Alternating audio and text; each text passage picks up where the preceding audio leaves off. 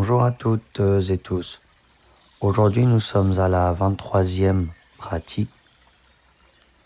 Ne pas saisir les manifestations de phénomènes plaisants. Aujourd'hui, nous allons regarder le vocabulaire, puis je lirai une proposition de traduction. Yetongwa, agréable. Yul, objet. Rangi, propre.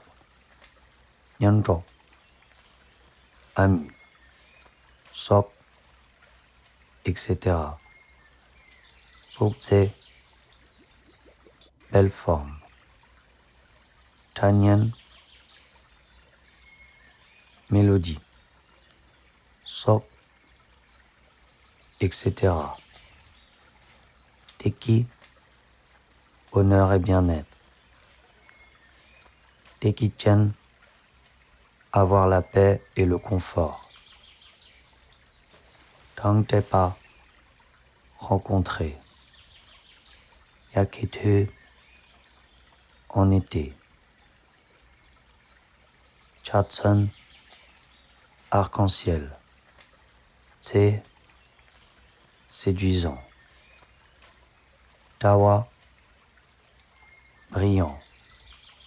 Nang, apparaître. Nangwa, manifestation. Tar, comme. Majokpa, non établi.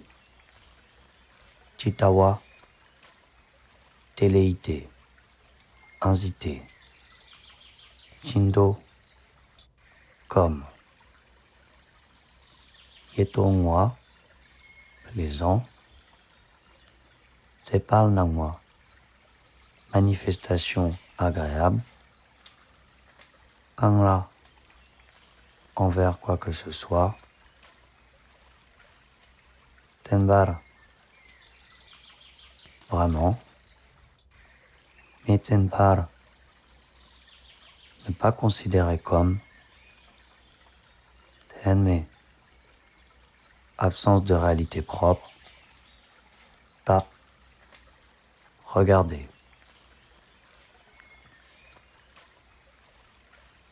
Les objets plaisants que nous rencontrons, par exemple les belles formes, les mélodies, le bonheur et le bien-être, la paix, le confort, les rencontres, etc., sont exactement comme l'apparition d'un brillant et bel arc-en-ciel un jour d'été. Nous comprenons avec précision que ces manifestations, si agréables soient-elles, n'ont pas de réalité propre.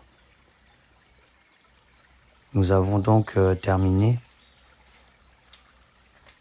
cet aperçu de la 23e pratique. J'espère que cela a été utile pour vous et je vous dis à bientôt pour la prochaine vidéo.